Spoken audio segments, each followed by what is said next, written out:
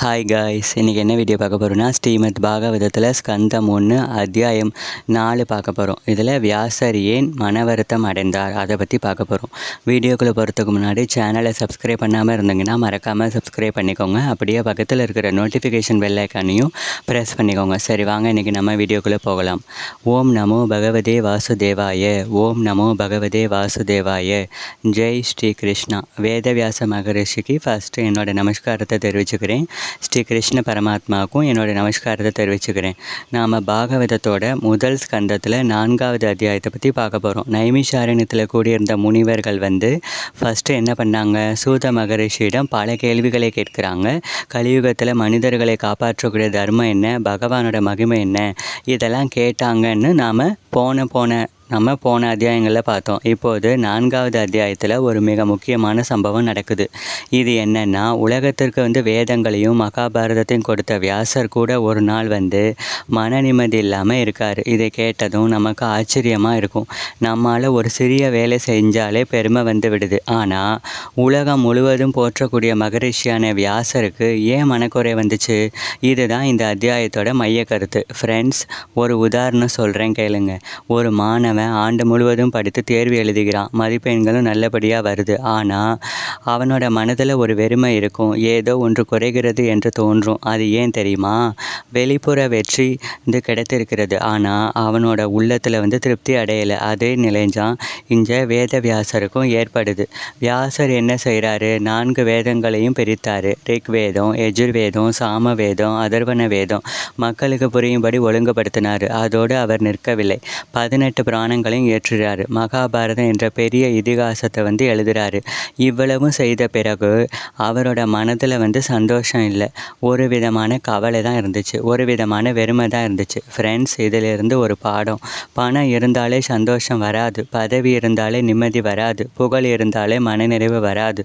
உள்ள நிறையணும். அப்போது தான் வேதவியாசர் சரஸ்வதி நதிக்கரையில் அமர்ந்து சிந்திச்சு கொண்டிருக்காரு. நான் ஏன் இப்படி இருக்கேன், எனக்கு என்ன குறை செய்தேன், நான் என்ன குறை செய்தேன் என்று யோசிச்சுக்கிட்டு இருக்காரு. அந்த நேரத்தில் ஒரு மகான் அங்கே வருகிறார். அவர் யார் தெரியுமா? தேவரிஷி நாரதர். நாரதரை பற்றி நமக்கு எல்லோருக்குமே நல்லா தெரியும். எப்போதும் நாராயணா நாராயணா என்று சொல்லிக்கொண்டே இருப்பார். பகவானோட தூதர், பக்தியோட வடிவம். நாரதர் வந்ததும் வியாசர் அவரை ரொம்ப மரியாதையுடன் வரவேற்கிறார். நாரதர் சிரித்து கொண்டே கேட்கிறாரு, வியாசர் ஏன் கவலையாக இருக்கிறீங்க அப்படிங்கிற கேட்குறாங்க. வியாசர் சொல்கிறாங்க, நான் வேதங்களையும் எழுதியிருக்கேன், புராணங்களையும் எழுதியிருக்கேன், மகாபாரதத்தையும் ஏற்றினேன், ஆனால் என்னோட மனசில் நிம்மதி இல்லை அப்படின்னு சொல்கிறாரு வியாசர் நாரதர்கிட்ட. ஃப்ரெண்ட்ஸ், இங்கே நமக்கும் ஒரு கேள்வி வரும். இவ்வளவு பெரிய மகரிஷிக்கு என்ன குறை இருக்க முடியும் அப்படின்னு. நாரதர் அதற்கான பதிலை வியாசர்கிட்ட சொல்கிறாரு. நீ பகவானோட பரிபூரண மகிமையை முழுமையாக பாடலை, இதுதான் உனக்கு முக்கியமான காரணம், திருப்பு முனையாக இருக்குது அப்படின்னு சொல்கிறாரு. ஒரு உதாரணம் பாருங்கள் ஃப்ரெண்ட்ஸ். ஒரு அம்மா தனது மகனை பற்றி பேசும்போது அவனோட படிப்பு, அவனோட வேலை, அவனோட திறமை எல்லாம் சொல்லலாம். ஆனால் அவன் மீது உள்ள அன்பை சொல்லாமல் விட்டால் அதுக்கு அதை முழுமையடையுமா? அதே மாதிரி தான் இஞ்சையும். அதே போல் தான் வியாசர் தர்மத்தையும் சொல்கிறாரு, கர்மத்தையும் சொல்கிறாரு. ஆனால் கிருஷ்ணரோட பரிபூர்ண பக்தியோட மகிமையை அவர் தனியாக முழுமையாக எடுத்துரைக்கலை. அதனால தான் அவரோட மனம் திருப்தி அடையலை என்று நாரதர் வியாசர்கிட்ட சொல்கிறாரு. ஃப்ரெண்ட்ஸ், இது நமக்கும் பொருந்தும். நம்ம வாழ்க்கையில் பல வேலைகள் செய்கிறோம், படிக்கிறோம், வீடு கட்டுறோம்.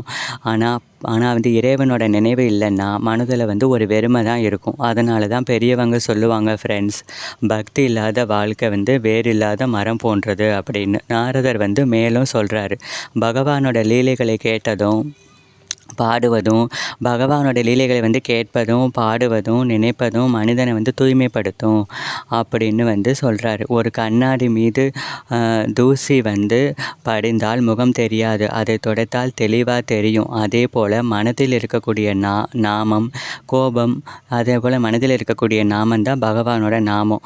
கோபம், பொறாமை, அகங்காரம் இவற்றை நீக்குவது தான் பகவானோட கதைகள். அதனால தான் பாகவதம் உருவாக போகிறது. இந்த அத்தியாயத்தோட முடிவில் நமக்கு கிடைக்கக்கூடிய பாடம் என்ன? வெறும் அறிவு மட்டும் போதாது, வெறும் சாதனை மட்டும் போதாது, இறைவன் மீது அன்பும் பக்தியும் வேணும் அப்படின்னு சொல்லப்படுது. வியாசரோட மனக்கவலை உலகத்திற்கு ஒரு பெரிய வரமாக மாறுது. ஏன்னா அந்த மனக்கவலை தான் பின்னர் ஸ்ரீமத் பாகவதமாக உருவாக காரணமாக அமையுது. ஃப்ரெண்ட்ஸ், நம்ம வாழ்க்கையிலும் சில நேரங்களில் பிரச்சனை வரும், நமக்கு கவலை வரும், ஏன் இது நடக்கிறது என்று தோன்றும். ஆனால் அந்த கவலைக்குள் கூட ஒரு இறைவன் ஒரு பெரிய திட்டத்தை வச்சிருக்கலாம். வியாசரோட கவலை எப்படி பாகவதத்தை உலகத்திற்கு கொடுத்ததோ அதே போல தான் நம்ம வாழ்க்கையிலும் ஒரு நல்ல மாற்றத்திற்காக சில சம்பவங்கள் நடக்கலாம்.